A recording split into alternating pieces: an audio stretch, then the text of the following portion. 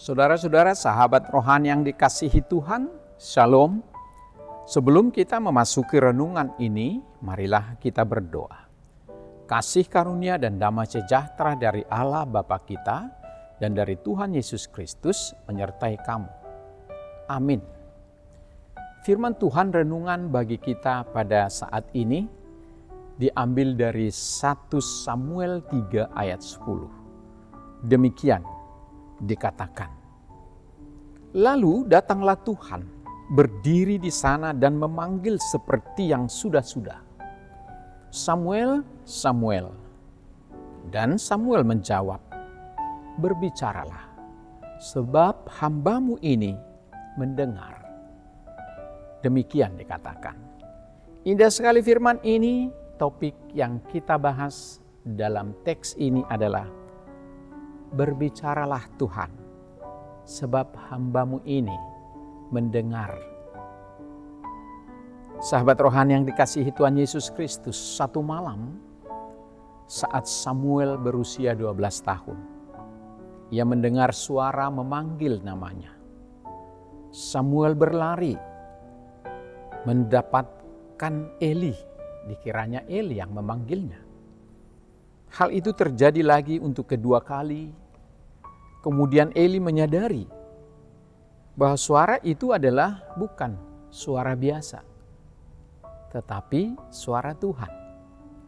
Lalu Eli menyuruh Samuel kembali tidur dan berkata untuk ketiga kalinya, jika ia memanggil engkau, katakanlah, berbicaralah Tuhan, sebab hambamu ini mendengar.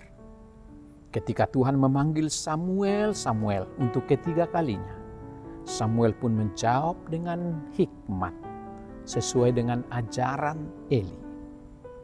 Dia berkata, berbicaralah ya Tuhan, sebab hambamu ini mendengar. Sejak saat itu Tuhan memulai pembicaraan kepada Samuel, menyampaikan pesan penghakiman bagi Eli dan keluarganya karena kejahatan putra-putranya. Samuel kemudian dikenal sebagai seorang nabi yang setia dan diakui sebagai nabi besar dari bangsa Israel. Sahabat rohani yang dikasihi Tuhan, setiap panggilan menuntut satu respon. Demikian Samuel dalam nats ini. Ketika Samuel dipanggil oleh Allah, Samuel merespon panggilan itu dengan sangat baik dan dia sigap.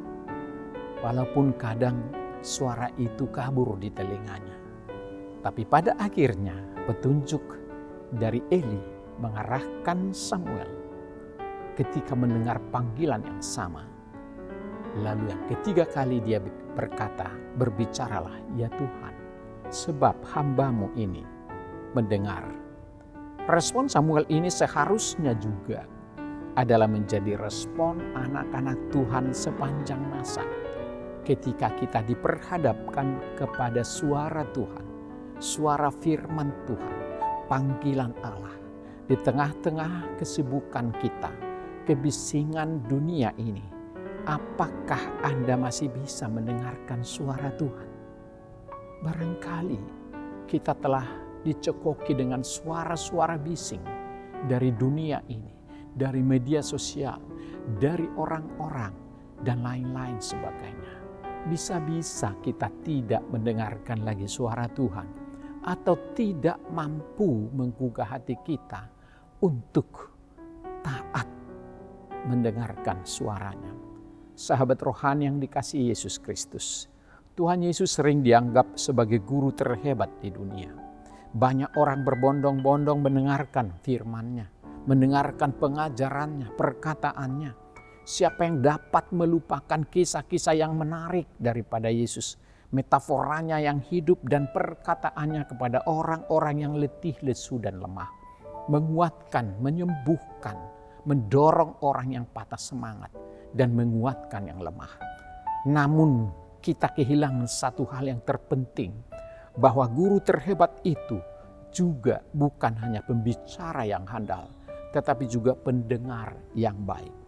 Pendengar yang setia, pendengar yang sangat taat di dunia ini. jauh sebelum Tuhan Yesus membuka mulutnya, ia sudah terlebih dahulu membuka telinga serta mendengarkan suara yang disampaikan kepadanya. Yesus sering mengingatkan orang-orang tentang sumber perkataannya.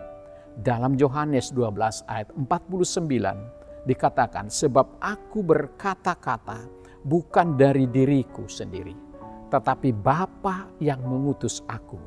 Dialah yang memerintahkan aku untuk mengatakan apa yang harus aku katakan dan aku sampaikan.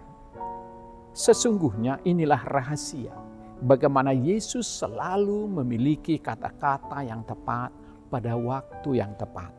Kata-kata yang baik pada waktu yang tidak baik. Kata-kata yang menyenangkan pada hati yang kurang menyenangkan. Inilah rahasia bagaimana Tuhan itu berkata-kata dengan karisma yang sangat luar biasa. Oleh karena itulah banyak orang yang terkagum-kagum mendengarkan kata-katanya yang tidak terpikirkan oleh manusia atas jawaban-jawabannya kepada pertanyaan-pertanyaan yang sangat sulit bahkan menjebaknya. Yesus selalu berbicara dengan lemah lembut. Sahabat rohani yang dikasihi Tuhan Yesus, kapan terakhir kita mundur dari kesibukan dan kebisingan dunia untuk memisahkan diri bersama-sama dengan Tuhan dan mendengarkan suaranya? Adakah satu hari dalam hidup yang membuatmu ingin dan rindu mendengarkan suara Tuhan? Musa pada satu ketika naik ke Gunung Sinai hanya untuk mendengarkan suara Tuhan dan kembali dengan perjanjian yang memberkati seluruh Israel. Yosua kembali dari waktunya sendirian mendengarkan suara Tuhan dan berhasil mengalahkan Jeriko yang perkasa.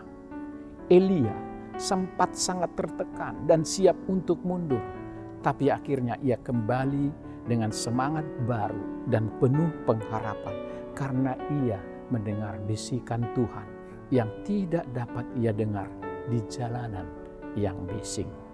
Sahabat rohani yang baik hati, apa pesan renungan ini bagi kita?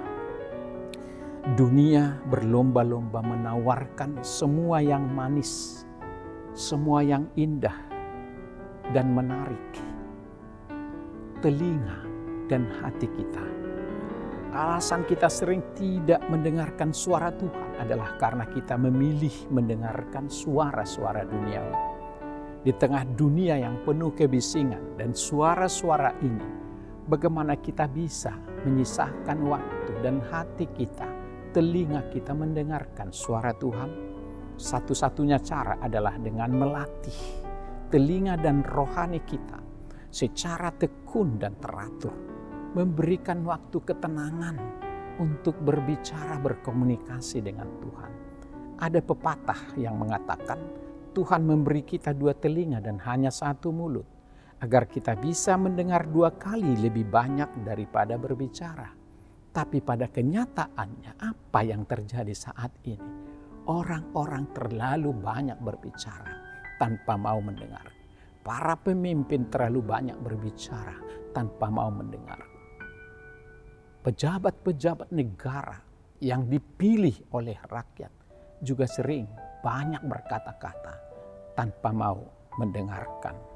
Alkitab menegaskan adalah suatu kebijakan, kebajikan bila kita menahan lidah dan bersedia mendengar. Demikian pentingnya hal mendengar sampai-sampai Tuhan berkata dalam Yesaya 55 ayat 3 dikatakan, sendingkanlah telingamu dan datanglah kepadaku.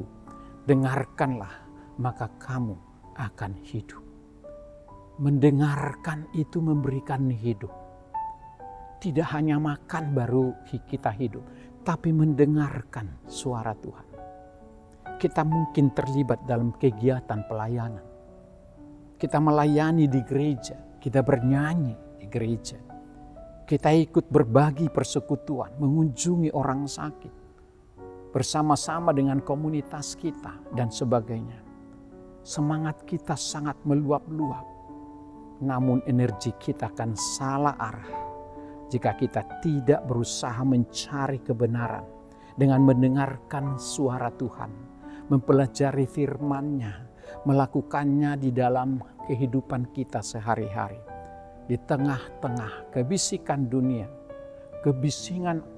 dunia ini, pilihlah untuk merespons panggilan Tuhan serta mendengarkan suara Tuhan. Suaramu ku dengar memanggil diriku, supaya ku di Golgota dibasuh darahmu. Maka ia akan senantiasa menuntun hidup kita ketika suara Tuhan kita dengarkan pada saat ketenangan. Jadikanlah waktu keteduhan bagi Tuhan, supaya suaranya engkau dengarkan untuk menuntun hidupmu. Tuhan memberkatimu. Amin. Kita berdoa. Allah Bapa kami di surga, terima kasih atas sapaan firman-Mu yang telah kami dengarkan. Indah sekali firman ini. Bagaimana Samuel merespon suara panggilan Tuhan. Dia di panggilan ketiga baru sadar betapa sulitnya memisahkan suara-suara di dunia ini. Mana yang baik dan mana yang tidak baik. Bahkan memilih suara Tuhan. Kami sering lebih menyenangi suara-suara yang lain. Yang menghibur, menjanjikan, membuat kami gembira. Padahal itu belum tentu suara yang baik. Tapi kami sering juga benci, menolak suara Tuhan.